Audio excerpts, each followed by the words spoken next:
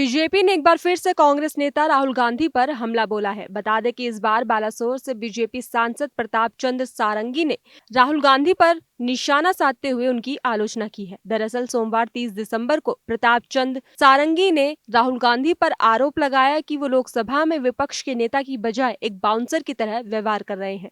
ये पद कभी अटल बिहारी वाजपेयी जैसे प्रतिष्ठित हस्तियों के पास था। मालूम हो कि 19 दिसंबर को सांसद में हुई हाथापाई के बाद घायल हुए प्रताप चंद्र सारंगी को अस्पताल में भर्ती कराना पड़ा था। उनके सिर में काफी गंभीर चोटें आई थी। तो वहीं चोट लगने को लेकर प्रताप चंद्र सारंगी और बीजेपी ने कांग्रेस के खिलाफ मोर्चा खोल दिया था। तो वहीं अस्पताल से छुट्टी मिलने के बाद प्रताप चंद्र सारंगी ने मीडिया से बातचीत करते हुए कहा कि मैं अब तुलनात्मक रूप से बेहतर हूं और 28 दिसंबर को मुझे अस्पताल से छुट्टी दे दी गई है। मुझे अभी भी सतर्क रहने की जरूरत है क्योंकि मेरे सिर के टाके अभी भी पूरी तरह से ठीक नहीं हुए हैं। सुनिए आगे उन्होंने और क्या क्या कहा। प्रतिवाद कर रहे थे, शांतिपूर्ण गणतांत्रिक पद्धति से प्लकार्ड लेकर के इसमें लिखा था राहुल गांधी का अम्बेडकर का अपमान नहीं सहेगा हिंदुस्तान। इस प्रतिवाद के समय में कांग्रेस के मान्यवर एमपीज राहुल गांधी के नेतृत्व में आ गए। राहुल गांधी जब इसको हटा करके चलने के लिए चला, किसी भी बीजेपी सांसद उनको प्रतिरोध नहीं किया।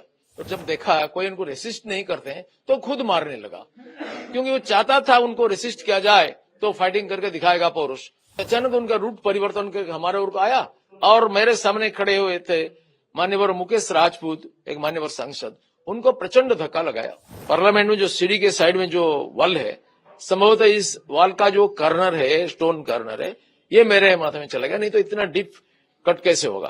प्रतिवाद कर रहे थे, शांतिपूर्ण गणतांत्रिक पद्धति से प्लकार्ड लेकर के इसमें लिखा था राहुल गांधी का अम्बेडकर का अपमान नहीं सहेगा हिंदुस्तान। और इस प्रतिवाद के समय में कांग्रेस के मान्यवर एमपीज राहुल गांधी के नेतृत्व में आ गए। राहुल गांधी जब इसको हटा करके चलने के लिए चला, किसी भी बीजेपी सांसद उनको प्रतिरोध नहीं किया, रोका नहीं। संघर्ष करने की स्थिति में कोई नहीं था, उनको छोड़ दिया गया। लेकिन वो जब देखा कोई उनको रेसिस्ट नहीं करते हैं तो खुद मारने लगा, क्योंकि वो चाहता था उनको रेसिस्ट किया जाए तो फाइटिंग करके दिखाएगा पौरुष।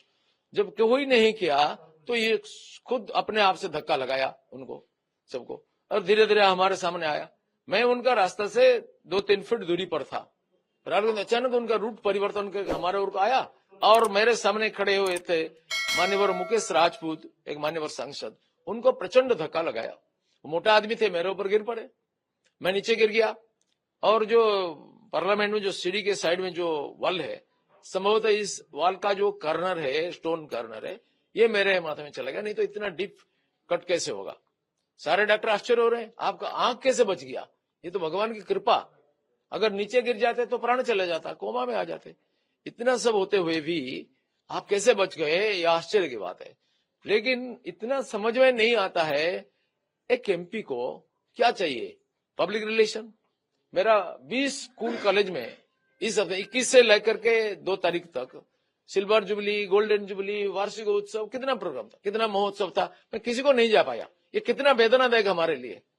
कोई डॉक्टर में सो करके रहेगा और अपना पब्लिक रिलेशन को छोड़ देगा, ऐसा तो संभावना नहीं है। लेकिन राहुल गांधी आपके पास आगे क्या बोले? राहुल गांधी को किसी एमपी 2-3 महीने सुना था, वो बोल रहे थे चलो देखो क्या किया तुमने। वो आया और अत्यंत असभ्यतापूर्वक वापिस चला गया और बीजेपी सांसद ने मेरे को धक्का दिया, ऐसा कहा। आपको बता दें कि इससे पहले केंद्रीय मंत्री गिरिराज सिंह भी कांग्रेस और राहुल गांधी पर तीखा हमला बोल चुके हैं। उन्होंने कांग्रेस नेता राहुल गांधी पर हमला बोलते हुए कहा कि बीजेपी सांसदों और इंडिया ब्लॉक के सांसदों के बीच में संसद में हुई धक्का मुक्की के बीच राहुल गांधी बाउंसर की तरह व्यवहार कर रहे थे। उन्होंने लोगों को धक्का दिया, जिसकी वजह से बीजेपी के 2 सांसद घायल हो गए। इसी के साथ ही बीजेपी ने आरोप लगाया कि राहुल गांधी ने गुस्सा दिखाते हुए सांसद मुकेश राजपूत को धक्का दिया था, जिसकी वजह से वो प्रताप सारंगी जी पर गिर पड़े। इससे दोनों ही नेताओं को चोट लग गई। मैं उनसे मिलने गया था, वो दोनों अभी भी ठीक नहीं हो पाए हैं। हालांकि विपक्षी पार्टी ने इन आरोपों से साफ तौर पर इनकार किया और बीजेपी नेताओं पर ही कांग्रेस सदस्यों को धक्का देने का आरोप लगाया। फिलहाल खबरों में बस इतना ही। बाकी देश और दुनिया की तमाम खबरों के लिए देखते रहिए दैनिक हिंद।